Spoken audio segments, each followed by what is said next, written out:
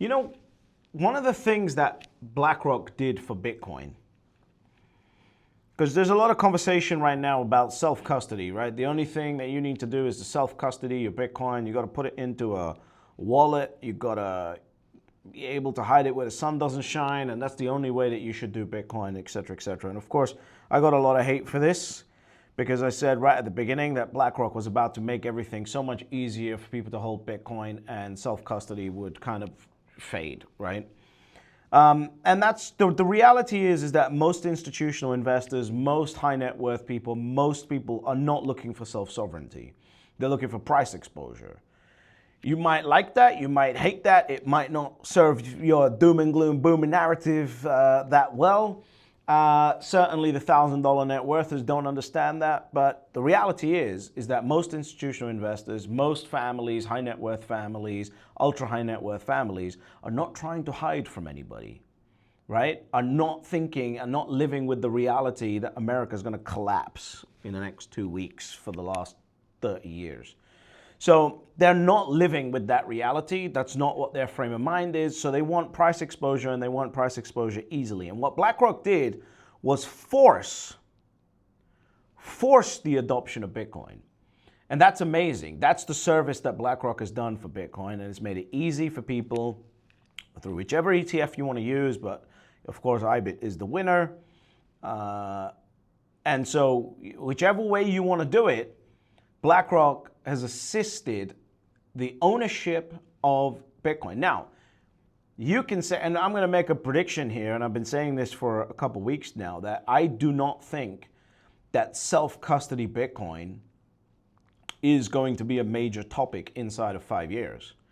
And the way I like to think about it, especially when I'm thinking about, which direction is the world going in, I do not, if something is not going to be relevant in 5 years, it's not relevant right now. Like if you have a job right now and your job is graphic design and your job is not going to be relevant in 5 years because AI and everything else, then really your job is not relevant right now. You should start panicking now as if you would panic in 5 years. And that's how people just get left on the side of the road because they don't understand that you should start thinking about this now, not in 5 years' time. And so again, I don't think Bitcoin self-custody is going to be relevant in 5 years, right? I just don't. I think if you're, I have peers that are on YouTube discussing different things about Bitcoin. If your topic of discussion is how do you self-custody your Bitcoin, I think you are going to become more and more irrelevant. You're going to force yourself to, do things that you don't want to do inside of a very, very short period of time, and that's something that you need to figure out if that's what you're. I'm fortunate; I don't make any money from YouTube, so I don't need to make any money from YouTube. And so for me, it's like, yeah, no, I can just tell you exactly what's going to happen, and then get hated on it for a few years, and then it happens exactly like I said it was going to happen. And so yeah, look, I think that BlackRock has made Bitcoin in 2025 no longer a conversation of, do I want Bitcoin in my portfolio? The service that BlackRock has done is transform that question to how much Bitcoin do I need in my portfolio?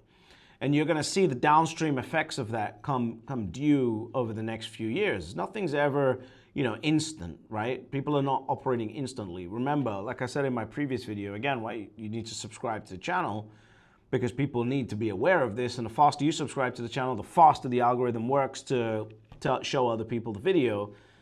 Is that, look, it's changed now, right? You are dealing in an environment where people are trying to decide, do I want 2%? Do I want 4%? Do I want 10%? Do I want 15%?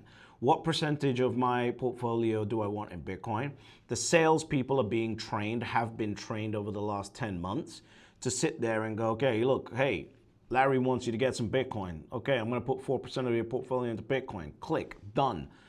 So all of this is happening, and self-custody is going to become more and more irrelevant in that process.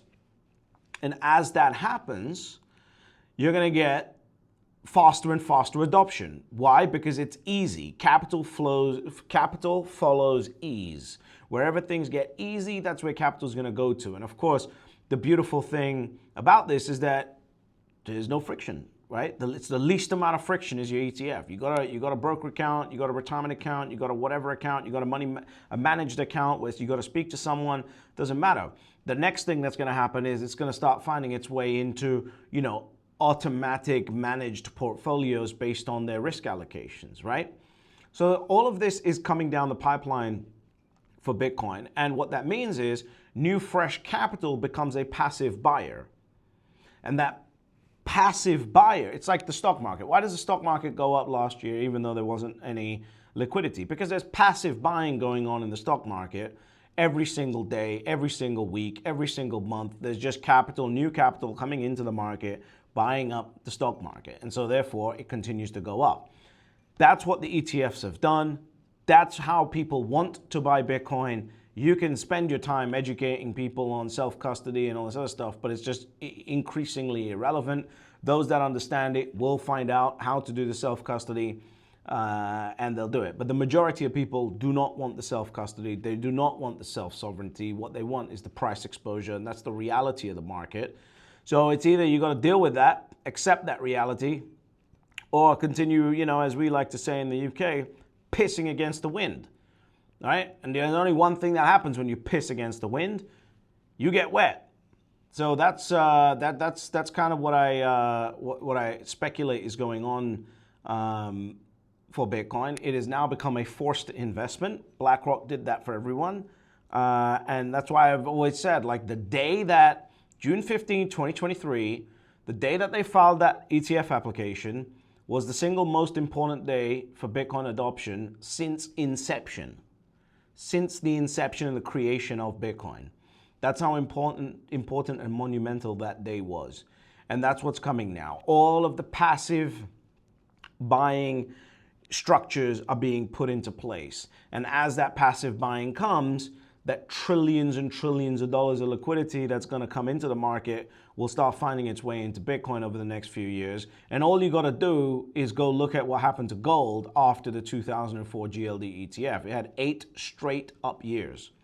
8 straight up years, right? And it didn't have any major crashes. Even 2008, it hit down straight as the market volatility was going and then was back up again. So look, I think we've got a very, very good forward-looking scenario here. The institutions are getting more and more good at educating people on Bitcoin, what it is, why it works, why you need it in your portfolio.